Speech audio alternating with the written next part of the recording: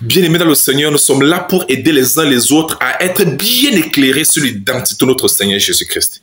Bien-aimés, le langage que tenait Jésus, c'est un langage surnaturel, un langage divin, digne d'un Dieu. Ah oui. Il ne parlait pas comme des hommes. Je vous prends un langage facile. Voyez-vous, il dit, dans Jean chapitre 8, verset 58, il dit, en vérité, je vous le dis, avant que Abraham fût, je suis. Donc, Abraham est venu 4000 ans avant Jésus, avant que Jésus ne vienne sur la terre en chair. Mais Jésus dit qu'avant que Abraham fût, moi je suis. Ça, c'est trop fort. Et c'est pas tout. Ça me rappelle un jour, les principaux sacrificateurs avaient envoyé un groupe du ciel pour aller saisir Jésus, pour constater ce qu'il leur a dit et le saisir, l'arrêter par ses paroles. Et ils sont dans la mission. À leur retour, ils ont exposé, ils ont donné une réponse, ils ont donné un rapport éboustouflant qui confirme vraiment que le langage de Christ n'était pas le langage d'un simple mortel. Ah oui. Nous lisons ça dans Jean chapitre 7. Le verset 45 à 46 est écrit.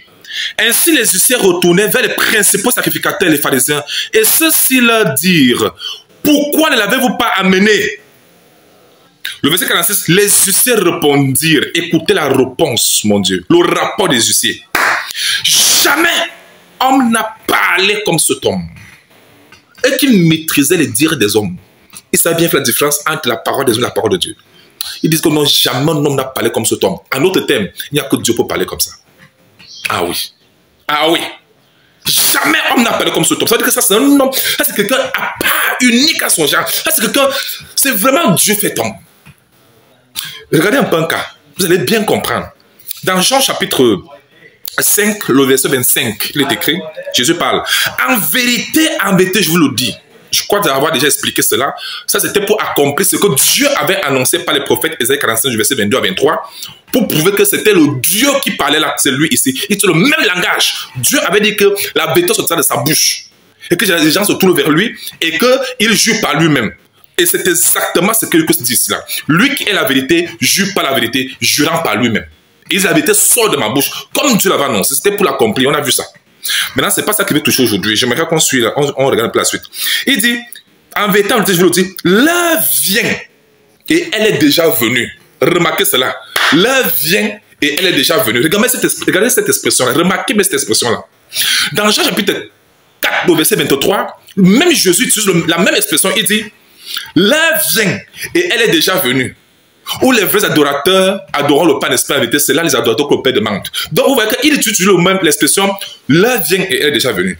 Dans le français courant, c'est utilisé le terme, le verset est présenté de la manière suivante. Le moment vient et il est même déjà là. Vous croyez que Jésus était stupide d'utiliser le terme l'heure vient et elle est déjà venue? Vous croyez qu'il était fou? Il ne savait pas quoi dire? Non. Ce qu'il disait, le langage là, c'est ce que Dieu, c'est le Dieu en qui Daniel croyait. C'est ce que Daniel, le prophète Daniel, avait dit de Dieu. Confirmons sur la parole de Dieu. Pour vous montrer que Jésus, c'est-à-dire qu'il tenait le même langage que Dieu tenait à travers ses prophètes. Pour montrer que c'est lui-même qui est là, venu en chair.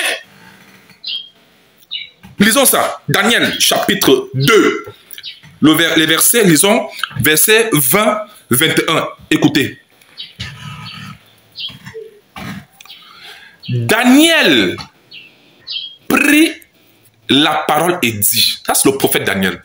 Le prophète du Seigneur, le véritable prophète du Seigneur. Écoutez ce que le prophète a dit. L'homme de Dieu. Il dit, béni soit le nom de Dieu d'éternité en éternité. À lui appartiennent la sagesse et la force. C'est lui qui change les temps et les circonstances. L'heure vient et elle est déjà venue. Ce changement de temps-là, le Dieu qui a le pouvoir, la souveraineté, la maîtrise sur le temps, en envoyant au futur et renvoyant au présent, ce changement-là. Waouh! Celui qui change les temps, c'est le Dieu en qui Daniel croyait. Voilà pourquoi quand Jésus est venu, il a utilisé les termes qui changent le temps. Il dit, l'heure vient et elle est déjà venue, montrant qu'il est celui qui a la maîtrise, le contrôle sur le temps. Ça, c'est le Dieu en qui Daniel croyait. Donc, c'était prophétique qui s'était réalisé. Ce que Dieu avait annoncé par le prophète Daniel, c'est le même langage qu'il tenait là. Pour vous prouver que tout le Dieu de Daniel. Ah oui. Le Dieu qui change les temps et les circonstances. Qui renverse et qui établit les rois.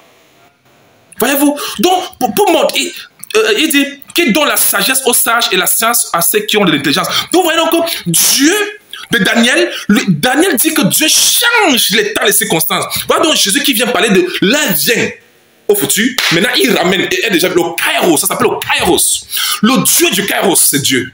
Celui qui a la maîtrise sur le Kairos, sur le changement de temps à venir, il ramène son futur. Ce n'est que Dieu seul. Et c'est exactement ce que ça fait pour me prouver que le Dieu en qui Daniel croyait, Jésus-Christ, est le grand Dieu des cieux manifesté en chair. Que le Seigneur vous bénisse. Amen.